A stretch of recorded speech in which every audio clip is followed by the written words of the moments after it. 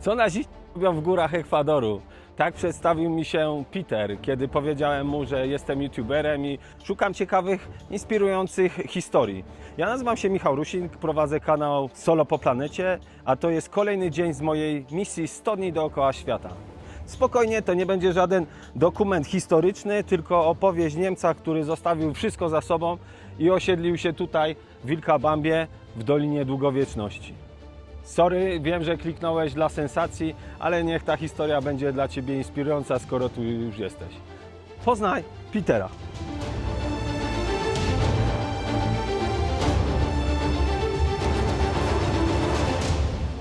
Hi Peter. Hola, hi Michael. How are you? Welcome here and take a seat if you want to. Tak jak Wam wspomniałem, to jest właśnie Peter, właściciel tego hotelu, w którym tu się zatrzymuję, więc no, poznajmy jego historię. First of all, why Vilcabamba, Peter? Well, yeah, actually it's very easy, you know, because if you look around here, all the beauty of the scenery and also the climate, because it's one of the best climates in the world here in Vilcabamba. The weather obviously changes sometimes, you know, but the climate, it's overseen the whole year. The temperature is almost the same, you know. It's like always between 20 and 26 degrees Celsius. Yeah. So you ended up here, and the locals, how did they react first when they had a contact with you? And yeah, we arrived here in '97 the first time, and Vilcabamba was already known as a tourist backpacker destination. And yeah, there were around 40 foreigners already living in Vilcabamba, so the locals, they were already used to foreigners. We were received at the beginning very friendly, you know, and now we live here 27 years and we never ever had any problems with the locals. The magic word actually is integration. You know, only because we hail from Germany, it doesn't mean that we don't need to integrate, because actually we are the foreigners here in this country. So very important is obviously to speak the language. yeah. And then it's a very old wisdom in life, you know, how you approach people and the way you get it back, you know. So actually we never had any problems here. But I do know foreigners living here and they have many problems. Mm-hmm. But those are the foreigners, they don't want to integrate. Especially, Right. okay, I don't want to name any nationalities, but some foreigners come here with a certain kind of arrogance, you know, and they see like the local people like less value, you know, we are from that country and we have the money, so we have more value than you. And these kind of people, they have problems here with this attitude, you know. So, but if you take the Ecuadorians on the same level, and they're very, very nice people. So I've been here just 3 days, and I can tell by, you know, expressions on their faces, they are super friendly people. Did you speak Spanish before? yes, a little bit.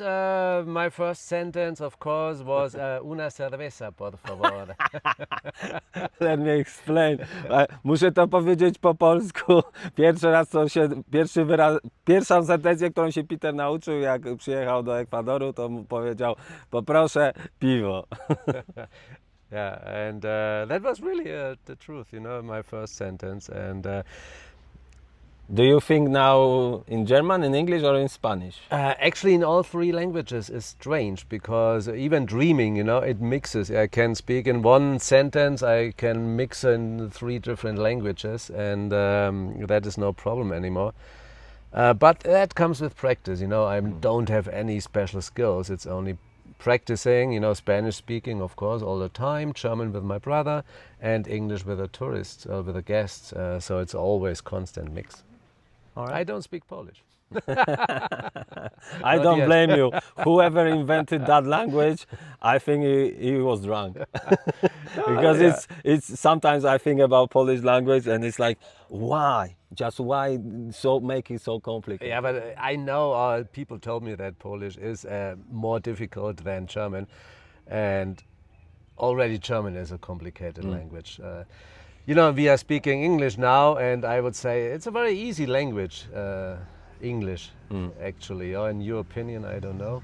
Yeah, for me, yeah, I find it easy. Yeah. And I try to few sentences in Spanish, and phonetically, for me, I think it will be easier even than learn English. Yeah, for me the same. And yeah, also I want to tell you, you know, because Vilcabamba is very well known as the Valley of Longevity.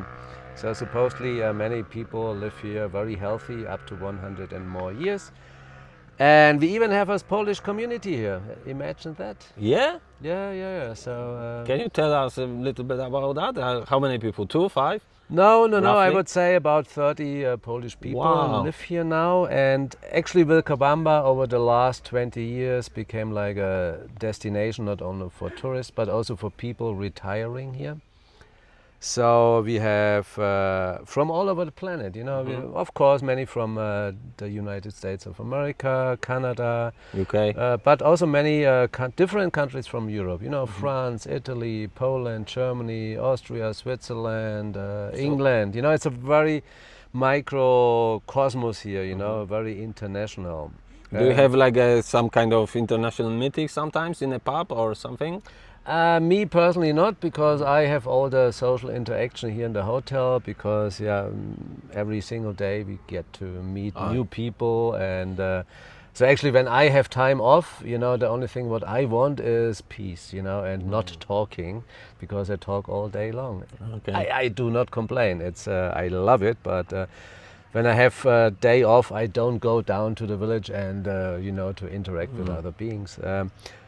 But for example, Kasia, she's from Poland, and her husband, every Tuesday they have a hiking group, for example. So tomorrow they have a hiking day. And that was her idea, to bring people together. And I think the Polish people, they meet once a week, yeah. Wow. Yeah. Wow. Let's have a look at the different locations around the hotel. Okay, let's go.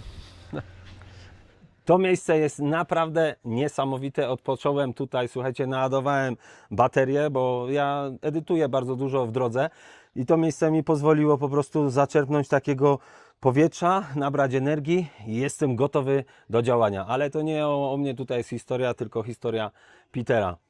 The long story, please. Yeah, you wanted to know how I ended up here, and that actually, yes, it is a little bit a longer story. Also, you wanted to know why I left Germany, and yeah, but first of all, why South America? And it has something to do with the Nazis, actually, yes, because you know, when I was younger, in the mid-80s, I was born in 71, and I started to travel through Western Europe, you know, because it was still before the Iron Curtain, the Berlin Wall was still there. So, but I traveled to France, to Italy, to Norway, to Denmark as a young boy or young teenager with my backpack. But it didn't matter where I went, you know, I was always greeted like, oh, you're from Germany, you're Nazi, you're... and that was really... Yeah, okay, it was, you know, in the mid-80s, there was still a lot of resentment with the Germans, and obviously also, yeah, we started a war, so also it's very understandable. But so I realized, okay, nobody actually in the world likes Germans. And then it was not until the year 90, actually, yeah, 91, I had my first journey to Mexico. So it was the first time out of Europe. And I touched down in Mexico City, and there actually was the first sentence with una cerveza, por favor. Mexicans was like, oh, you're American, you're from the United States. And no, I'm from Germany. Wow, you're from Germany. And then they hugged me. Hey, come here, have a tequila. And I thought, what in hell is going on here? Why do they like me? Because in Europe, nobody liked me. Because of our Nazi history, yes, of course. And again, it is but we did bring a lot of misery to the planet. But in Mexico, they never were involved in the Second World War, so they didn't have any resentment. And also, I was born in 71. Actually, I have nothing to do with the war. I felt very welcome in Latin America. They were very German-friendly because of the Volkswagen Beetle. You know, they had their factories in Mexico. Sorry to interrupt. I think they produced them. They did produce the biggest amount of Volkswagen Beetles in the whole planet. I think they produce more than even in Germany, right? Yeah, that is true. And also they had a production of the old Volkswagen Beetle, I think built until almost 2000 or something. I don't know exactly, but I do remember in the year 91 when I landed in Mexico City, it was almost 9 out of 10 cars were Volkswagen Beetle. And that was also my first car in my life. So it was like, wow, is this nice here, yeah? And the taxis, you know, they were also Volkswagen Beetles, and they had no front seat, you know. It's like they took the front seat out. There was also the driver. You opened the door, and you only had the bench in the back, you know, so only for the passengers. Like a McLaren's, 3-seaters. Yeah, 3-seaters, yes. And so I fell in love with the Latin American culture because also I realized that they had not many things, you know, they were poorer, poorer than in Germany with material things, but they were all happy, you know. And in Germany it's like this, you know, we have so many things in Germany, but everybody is like, whoa, grumpy and complaining all the time, you know. And in Latin America, they know better how to live life. You know, they don't worry too much. It's my 2 favorite words, as I already told you in the morning, is mañana, tomorrow, and tranquilo. Hey, slow down, relax, and then we will see. And in Germany, it's always, hey, fast. And so I didn't like the way of life in Germany. I still like the country. I go back to visit my family, and I don't say, hey, wow, that's very bad, no. But I felt more at home here in Latin America with this relaxed lifestyle. And that was the reason I decided I want to live here. But also I knew I need to speak Spanish because only with the one sentence I can become very drunk, but I cannot run a hotel. Yeah. And so I decided before I... So have you been traveling for 7 years in South America? Did I make this right, from 91 to 98? No. Yeah, very good question. Actually, it was only a 1-month backpack journey. And I was 20 years in your old. mind, the Latins. Yes, because I had... Women? No? No, actually it wasn't. Really, it was not the women. It was the... Culture. The culture, also something new, something completely different. Before I went to Mexico, I thought I would live my life like all the other Germans, and I would get married, build a house, have a dog, have a cat, have kids, have a mortgage, you know, working all my life in one factory when I was lucky, and then, yeah, waiting for retirement.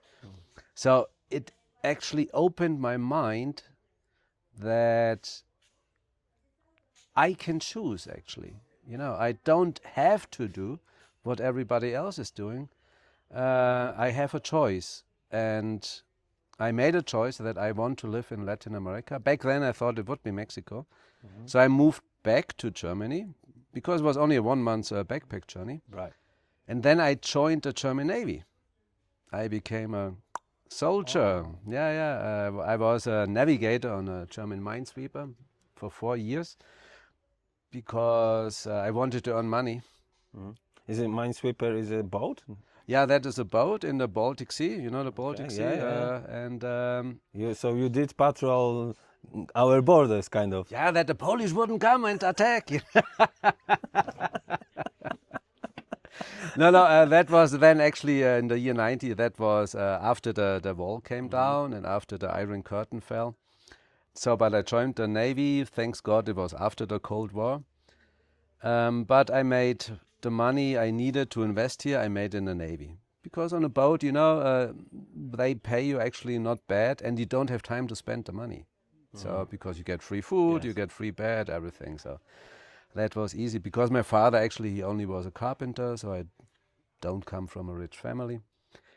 And also that was another thing, because back then Latin America was still very cheap, you know, with a small amount of money you still could do, you know, you build something like this here. That was also a reason. But the main reason still was I really liked it here.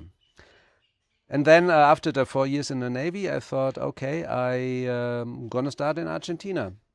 My plan was to travel for 1 year through all South America and Central America to get to Mexico to open a beach bar. Oh. Fiesta. So, cerveza again. Yeah, and tequila. You know, I was young and I was 25 and I thought, okay, fiesta, girls, you know, now I thought of girls. So I started in Argentina already in my mind. I want to get to know the continent and I want to study Spanish. Because it doesn't matter where I want to live in Latin America, I need Spanish. That's the number point, you know. I really want to be part of here, you know, integrate myself. I want to have local friends and not only foreigners or something. And I think that is very important. It doesn't matter where you want to live, but you should integrate. At least give it a try. And that was on that journey that I went to Argentina, Chile, Peru, Bolivia. Then I came to Ecuador and again something happened. I immediately fell in love with the country. And I decided to stay here. So I forgot about Mexico and I decided to stay here. You didn't make to the Mexico. No. The Dorian Passage, yeah? You know Dorian Passage? Yeah, the Dorian Dorian Passage. Tylko wyjaśnię, to jest takie miejsce pomiędzy Kolumbią a Panamą, gdzie nie ma w ogóle drogi. Tam bardzo dużo nielegalnych imigrantów się przedostaje z pomocą tych takich, że tak powiem, osób, które są związane z różną gangsterką, żeby po prostu przenieść się do Ameryki Północnej. I to się nazywa tak zwany pasaż Doriana. W ogóle tam nie ma drogi, dlatego, bo dżungla tak szybko zarasta, że nigdy nie wybudowali i przez 120 km idzie się w dżungli. Mam to kiedyś w planie, ale na razie wróćmy do rozmowy. I just learned a Polish word, dżungli. Dżungli? Yeah, dżungli, jungle. Jungle, yeah. Jungle, In German yeah. it's dżungel. yeah, so yeah, I speak Polish. Okay. So you ended up here and in this particular place, or how long until you reached this place and you decided, okay, this is my place? Yeah, I fell in love with Ecuador because you will see it. You just enter the country. It is not very big. I think it's smaller than Poland, or or more or less maybe the same size as Poland, but I think even smaller. But it's the variety of landscape. You know, we have the coast with Pacific coast. Even the coast is different. Then we have the Pacific lowlands. We have the Andes. We have Amazon. The Amazon, and also in the Andes, you know, we have so many volcanoes, active, non-active. We have over 40 different indigenous tribes, you know, so it's also, you see that more in the upper highlands, so a very rich culture with the indigenous. And the landscapes are simply always changing and simply incredible for that small size, you know. To have this kind of variety of landscape, you can maybe go to a bigger country like Argentina or something, but you have to travel always, you know, for 10 hours for a change of scenery. Here, it's constantly changing. And so Ecuador, you can say, is like life because it's always changing. Is there any period in the calendar that you say, oh, this is winter time here? No, because we are close to the equator. That is why we have the name Ecuador. And we do have different seasons, yes, but no winter actually, because it's more or less always the same temperature. The temperature here, it depends not on the on winter or summer or spring. It depends more at what altitude you are. So, for example, Vilcabamba is at 1,600 meters altitude, and that is, we have to average, let's say, 22 degrees, you know. If you go higher up, then it gets colder. If you go to the jungle, it gets warmer, or if you go to the coast, also it gets warmer. Actually, you can choose in Ecuador, where you want to live, at what temperature you want to live, yeah. and there you're gonna go. Yeah, it's like having 4 seasons. It's up to you where you want to go. Is it high up to the mountains, like 6,000 meters above the sea level? 6,000? You cannot live there, but we do have snow here, actually, Yeah. yes. But if you really like cold weather, because you can live in one of the villages, you know, they're above 3,000 meters, and we even have villages almost at 4,000 meters high, you know, and that is, so that you have like very sunny days like this, but in the night it can go freezing. Yeah. So yeah, that is possible here. It was only a feeling, actually, you know. It's very difficult to describe, because I arrived like yesterday when you flew your drone. It was, you know, this magic light around 5:30, and I drove into Vilcabamba the first time. I saw the Mandango mountain, you know, this famous mountain there, and it was like a feeling of, that's it. And I had not even arrived yet. I was just driving down to the valley, and I knew, okay, Peter, that is the place you're looking for. Why? I have no bloody idea. I don't know. But the best decisions in my life I did out of gut feeling, intuition, and I didn't ask actually too much why. I just followed the feeling. But also I want to say, after that you need logical thinking. You know, it's not that the feelings are better than the logical thinking. You need both. It's combined. It's combined, yes. And but the first feeling, it's like, wow, that's it. And then you need the logical thinking. Okay, I want to build this. So how do I gonna do that? But the main decision was only the feeling. Yeah. And now it's been 27 years. Yeah. So you lived here longer than you have lived in Germany almost, yeah, right? Yeah, consciously for sure, because if you don't count the first 5 years, because I can't remember them. But you were born 71, so is that 54? I'm 53 now, yeah. 53, okay, so 27, so it's 26 left. So you just surpass your equator. Yes, yeah, my life equator. Yeah. And, but I still, you know, I feel when I go back to Germany, it's a very small village in the southern part of Germany, in Bavaria. Mm-hmm.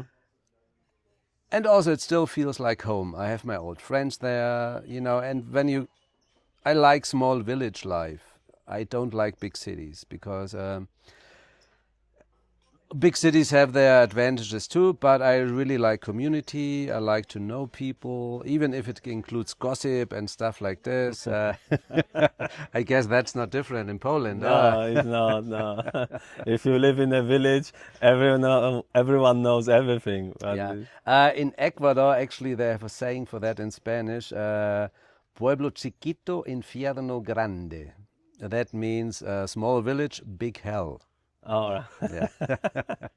Because here everybody knows everyone, and so there's a lot of talking. Have you seen him yesterday or something? Yeah, he was drunk, or he did this and that, and yeah. So that is the same all over the world. But I like that, you know, because I know all my neighbors here, and yeah, that is the beauty of life.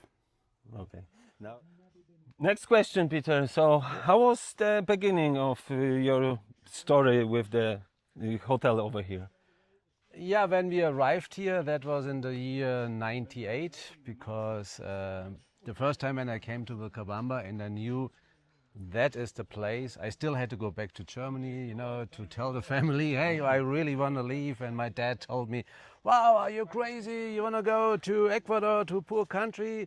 Other people, they want to come to Germany, to live in Germany. And I told my dad, yeah, but I'm not other people, you know, and... How long it took him to accept it? No, it was only 30 minutes. Or okay. Something. Yeah. So, but I talked to the whole family, and then my older brother actually he decided, no, I go with you because I don't want to spend the rest of my life working in a factory. You know, and so he came with me. He followed you. Yeah. We came here then together in '98, and then we found this old farm here. It's 10 hectares. And everything you see, all the trees, all the were planted by us, you know, because it was only grassland for cows. And now, yeah, up there was just a squirrel. So now we have 74 bird species, we have squirrels up back, we have deer, and once in a while even a puma comes and eats a deer, but such is life. So we bought the old farm and started to build, and yeah, it was an adventure, and it was a lot of work, if you want to call it work. So let's go to the birdwatch tower. So everything you hear now, it's a small wildlife sanctuary, and so of course it was a lot of work. You know, we had 16 hours a day, and but there's a life wisdom to it, you know, because if you really do what you like, you know, then it's not work. Then it's simply, you know, of course you all the day, every day, but maybe best to explain it that when you go to work only to make the money, because you need the money, but you do something what you don't like to do, it is like it drains your energy. So after 8 hours you're like, oh, I'm waiting only for weekend. But when you do something what you really like, and even after 10 hours, 12 hours, you're still full of energy. So actually it's not important how many hours you work and what you do, it's more like how you approach it. If you do it full of passion, then it's really no problem to work. I'm smiling because I have the same feeling right now while I'm doing those kind of job, but I think we need to figure out new word for it, because it's not, as you say, it's not ordinary job. It's combined with passion, with this feeling and energy that gives you the purpose of life. Yeah. And with that comes, of course, happiness, peace. Of course, there are some struggles, but you know, this is the life it should be, I think, because otherwise we wouldn't know what the happiness is. We wouldn't know what the sad moments are. Example, right now here, the situation in the year 2025 in Ecuador is not very easy. You know, there are still challenges, struggles, but I don't worry so much anymore, because also I tried here, I learned here from Ecuador to be more relaxed, tranquilo, because you never actually know what's going to happen tomorrow. It can be good or positive, but also can be negative. Yeah. So that is also a reason I moved here, because you are much more relaxed here. In Germany, they always worry, even if they are doing well. They have nothing to complain about, in my opinion, but they always spend the whole day complaining. They always look for something to complain, you know, and look around. Life is beautiful. It is simply to be alive, you know. It's difficult to explain people when you cannot feel it, that actually also there's nothing special, you know. I see the trees, I see the birds, I breathe the air, but it's like, wow, life is great, you know. But that doesn't mean I'm a millionaire. That doesn't mean everything goes the way I want it to go. No, it's simply every morning is like, wow, I'm still alive. I woke up alive. It's going to be a beautiful day. What would you say to the people who are in the office right now? No. This is a very difficult question to answer, because every human being all over the planet is different, and I have friends that even enjoy being in the office. You know, they say, no, Peter, I really couldn't do what you do. I like my job in the office. So it really does not matter what you do. It can be an office, but if you really like what you do, then stay in the office. If you hate it, you know, if you only go there, to make a living, then also I don't tell you quit or something, because life can be difficult. You know, if you have a family to feed, if you have kids or something, you know, it's difficult. But so maybe that video is more for young people, you know, for your daughter maybe, she's 14. Before you get in this hamster wheel, then you should know that actually you have a choice. But every choice comes with a consequence. You cannot expect to travel the world with a backpack and stuff like this. It's very, very fulfilling. You're gonna meet so many different nice human beings, nationalities, and you realize that actually the world is not dangerous. Actually, the only dangerous people are our leaders, the presidents and Trump and Merkel and stuff like this.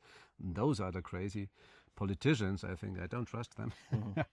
I don't trust anyone who is after power because, they don't do it for the well-being of the people. They do it only for the well-being of themselves. We got philosophical now. Yeah, I know. So it's more for young people, that you do have a choice and you don't need to stay. But also, if you like it where you are, then it's okay too. And every choice comes with a consequence because, for example, when you travel, it's very difficult to have a family, for example.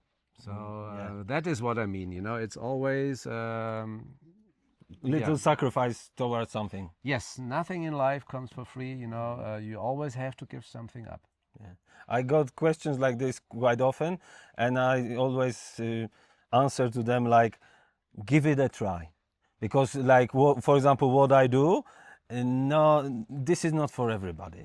I'm not talking about making movies because there's another story, but about the traveling. I think, like you said, that if someone is happy what she does,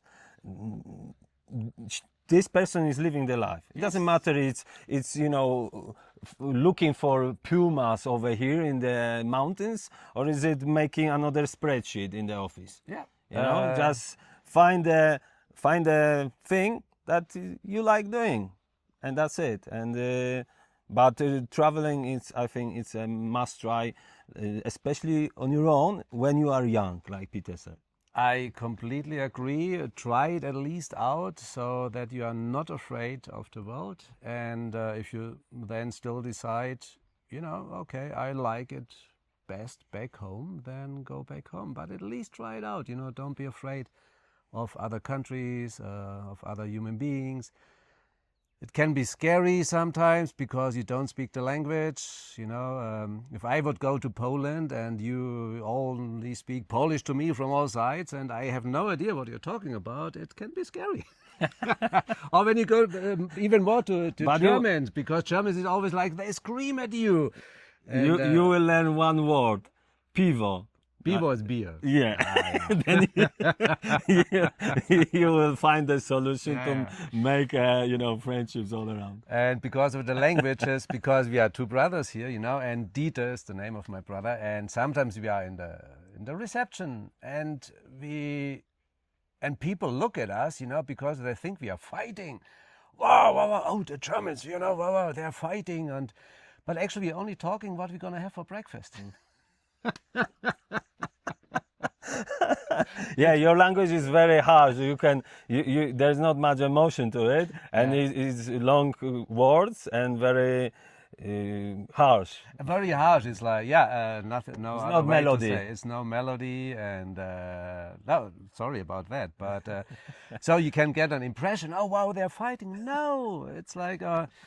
I had this impression this morning. I think they're not happy with each other. Yeah, it is like. Let's have a look to another location then. Okay, now we're gonna walk down. That is one of my favorite parts of the hotel. It's a small forest, and even in the dry season, it's still green. Because you asked me before if we do have some seasons of winter and summer. No, but we do have like the dry season and the wet season. And this month here, now in September, it's the last month of the dry season, and the rains start in October. But that How long does it last? Yeah, it doesn't mean like in Asia that it rains all day, every day, but it's enough that the valley gets lush green, and it rains more in February, March and April. So Peter, any unusual, funny, emotional story? Please tell us, maybe one or two. Okay, stories I have actually. We are open 25 years, so I could write a book actually, but funny story, because we have travelers from all over the world, but also, it's South America, so it's close to the United States of America. So we have also a lot of American guests here, and Americans are special. And that is a story. It really actually happened because I was present. I was working behind a bar here. We have also a bar. So it was like 10 p.m. in the night, and I was giving them cocktails to the guests, and there were two men sitting, and I was listening to their conversation, and one was from the United States, and the other one was from London, from England. So they had a nice conversation, and then the American guy said to the English one, "Wow, England is so modern, and I really loved my visit in London. It was fantastic, but I have one question. I realized when I was in London, when you have the traffic lights, there is this sound, this beep, beep, beep, beep, beep. And I don't know what it is," said the American guy. And then the English, "Oh, it's very easy because that is for blind people." And then the American guy said, actually, and it's true. He said, "Wow, you in Europe, you are so advanced because in America, blind people cannot drive." That was not a joke, it was really happened.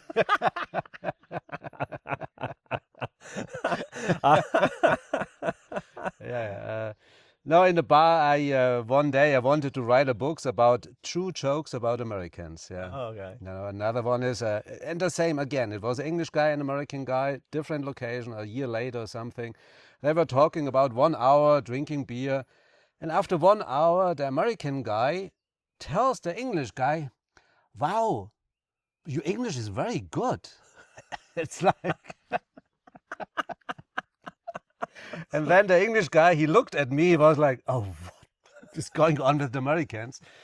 And then he tried to explain the American, "You know what, it's very easy, you have Italy, Italian language. You have Germany, German language.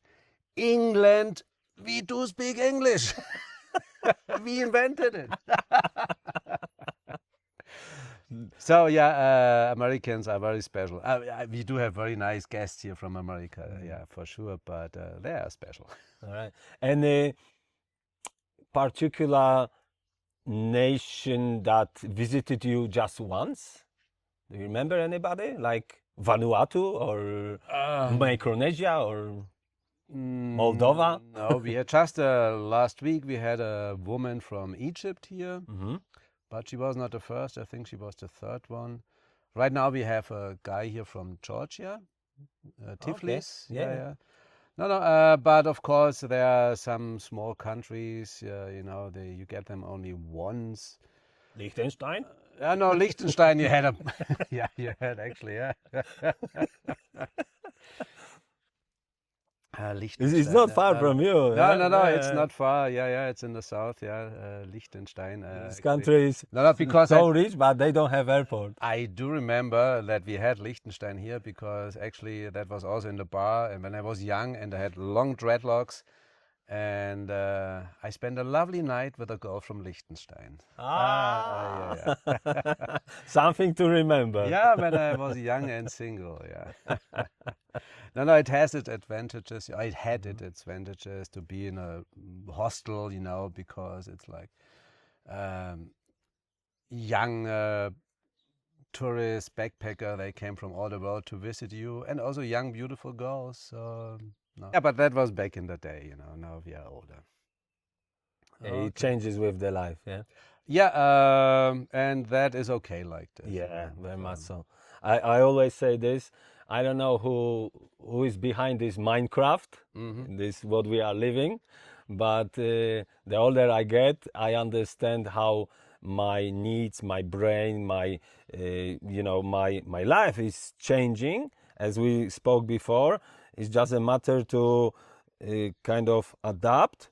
I was kind of asking myself, what is the purpose of life? To be happy, but now my answer is I'm not in a deep search for happiness. I'm in a search for peace. Yeah. I know you told me that you are 44 years, I'm 53, and if you want to call it spiritual journey, also it started with me when I was 37, 38, and because I already had a hotel, and actually we were successful, not millionaires, but we were successful, but still there was something missing. And I didn't want to buy a new car, like most people do it. Something is missing. I gonna buy something new. I gonna build something. Or a new partner. No, I really wanted to know, what is life? What is the purpose of life? What is going on? Because we all get thrown into this life when we are born, and nobody actually tells us what is life actually. The churches, they want to do that, and you're also a very Catholic country in Poland. In Bavaria too, we are 99% Catholics, and I was baptized Catholic. So when you as a child want to know what is life, then they send you to the church. And they tell you all this, I don't want to offend anyone, okay, there's a God, and you have to do what we tell you, then everything is okay. Thanks God, I never believed that. Even as a young boy, I was very suspicious, superstitious. Oh, no, there's something wrong because it doesn't make sense. Yeah. Because like you were born with in a sin. With a sin, please give me a break. If this is our Father, so how he can make me sin at the beginning? Yeah. See, he must be a bastard, actually. Yeah. Pervert. Also, me, I said, okay, because my priest told us God is the most loving being, the biggest love you ever can imagine. But if you don't go to church on Sunday, he will throw you into hell and you will suffer for eternity. Only because I don't go to church? Yeah. And that is love? No. So it didn't make any sense when you start to think about it. And but then actually I forgot it. I thought, okay, I'm going to focus on life. So I was more atheist. Focus on life, doing what I wanted to do. And then it was not until the age of 37, 38 when I thought, okay, now actually I have everything, I have enough. That is very important, to know when you have enough. And for example, all the billionaires, actually I pity them because they never know, they never have enough. Very rarely this is their purpose of life. Is this game what we talked before? It's just getting more. And I know very wealthy people, and they are, they surpassed 60 years old, and when I ask them about their life, why they pursued only kind of this money-driven hamstering life, they says, oh, I wish I could spend more time with whoever, traveling, or with my kids, with my wife, or on my own. It doesn't matter. It's just I think it's to be in conscious what's happening around me, and do I want to be on that train, or I want to get off that train, be in Vilcabamba and spend a lovely, day or few hours with Peter or whoever, or just in the nature, because I think the nature brings a lot of peace. Yeah, and as you mentioned before, not in search of happiness anymore. And also for me, it's exactly the same. Happiness for me, it's something when something happens and you like it, then you are happy. But I'm more like contentment. It's like, and peace. You have this always difficult to explain. It's always like everything is fine. Relax. Everything is fine. It's like it's not always wow. Everything is great. That is happiness. No, but it's the deep knowing that everything's fine. In the end, don't worry. Jesus already said it. Jesus, our thing, our hero. Don't worry. It was like, So he was a very wise guy. It's not that I do believe that Jesus existed and that he was a very wise man. Oh, he was. But he was a man. He was not the son of an imaginary God. And actually he told us, that he's not better than us. You know, what he can do, we can do, and much more, he told us. Yeah. It's the same like Buddha told us, you know, it's everybody, has Buddha nature. And it takes away the hierarchy. So the church wants to sell us that Jesus was the only one, you know, he was the Son of God and we have to follow. Meanwhile, the way I understand the message of Jesus, we all are sons of God, all daughters of God. And we all have the same capability, but we don't know it. So the knowledge is very important in the spiritual path. And also that is something I want to do here in the future with Ishkaluma. So I want to offer a space where people can come for 3 weeks or for 1 month or even longer, you know, daily meditation, daily yoga, healthy food, digital detox, you know, forget the craziness of the world for months. And we want to start that, you know, for $750 for 3 weeks, food, everything included, meditation, yoga classes, everything included, and even me talking, you know, it's like me like a like a mentor. It's like, yeah, it's gonna be fun, yeah. When, but actually when I you don't going want to be. start with that project? We have planned next year in March. Right now we're working on a website, and but we will see how it goes, you know, because you know, I do tourism now since 25 years, and it was very nice. I really enjoyed it. And don't get me wrong, it was absolutely a thrill. Now I want to offer something different. And that has something to do with what we talked earlier, that you need it to do with passion. And normal tourism, I had it, now it became routine, and routine is boring. It doesn't give me this fulfillment. But thanks to my spiritual journey or something, or what I realized actually about life, it was 15 years now, and now I'm through with it. I want to share that with other people, because I think there's a need now in the world, especially for young people. You know, they are still in the search. And so what is life about? Who am I? What am I? And all these answers were given by the religions until 50 years ago. But there is a slowly waking up of young people, especially. They don't believe the religions anymore.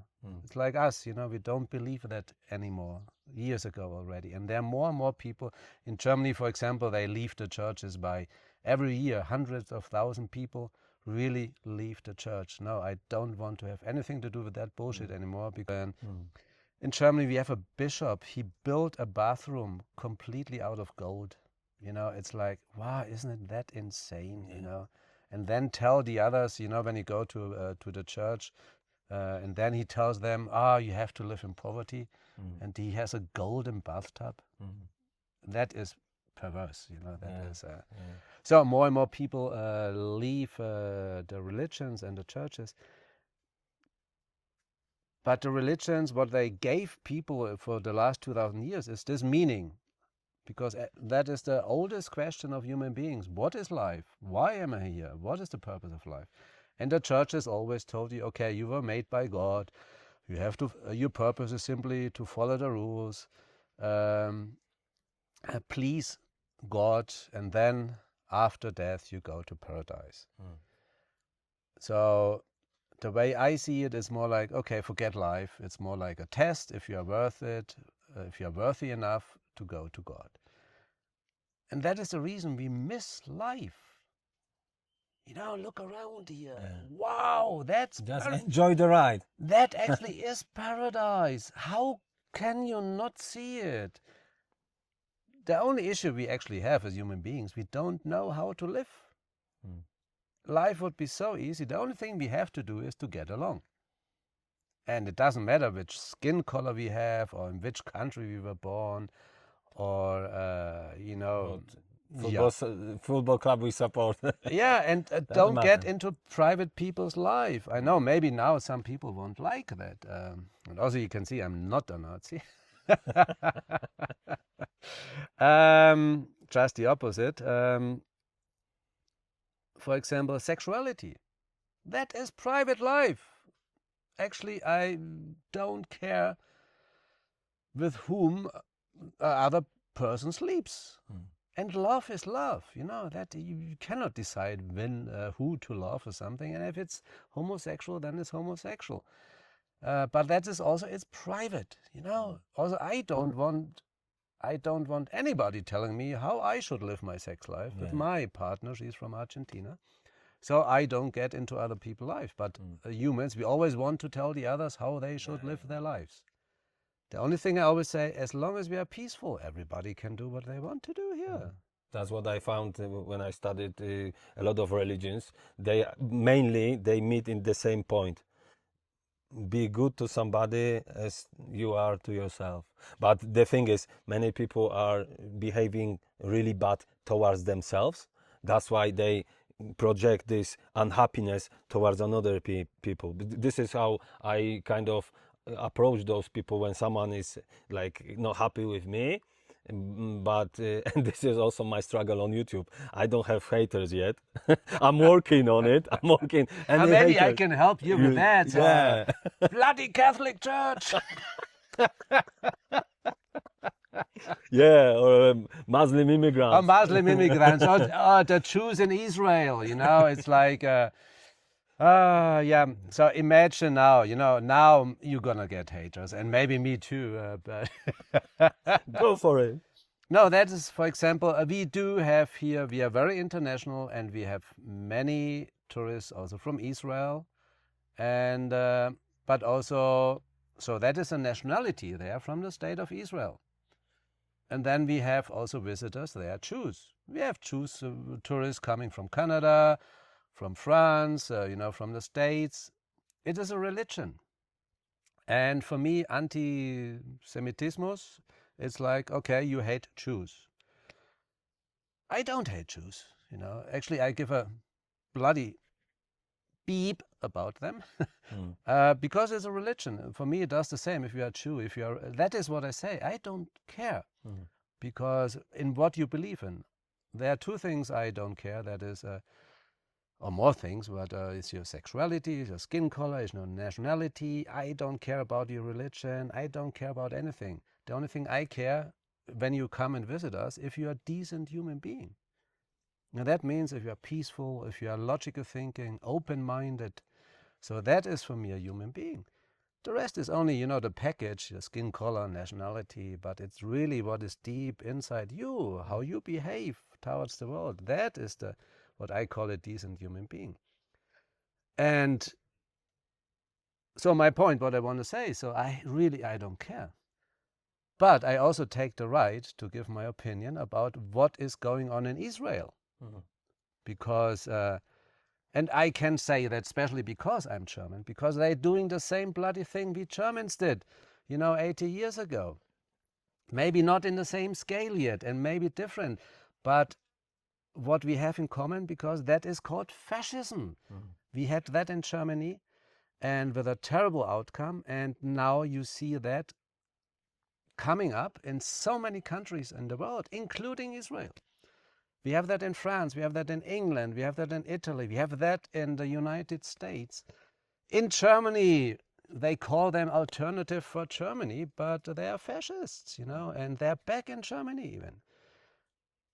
In Russia, you know, it's like, so for me it's, it should be for the whole world, you know, that what happened in Germany during Hitler, it was not something that happened because we Germans are especially bad or something. It can happen in every bloody country on the world. And yeah, we will see. Life is going to be interesting. Yeah. That is for sure. Yeah. So I hope you're going to get your haters now. Okay, haters, come on, make the algorithm works. Yeah. Peter, is there any view up there? Ah yeah, we can visit the yoga shala. Yeah, okay. Wielu z Was pewnie rozczarowałem tym tytułem clickbaitowym. Bardzo przepraszam, nie ma tu żadnych nazistów, nie ma tu wojen, nie ma tu jakichś podziałów, ale była to fantastyczna historia Petera, któremu bardzo, bardzo dziękuję. Thank you so much, Peter. Vielen Dank. Yeah, bitteschön, bitteschön. Okay. Dankeschön. And yeah, greetings from the Valley of Longevity to Poland. Yep. Have a nice day. Bye bye. Bye.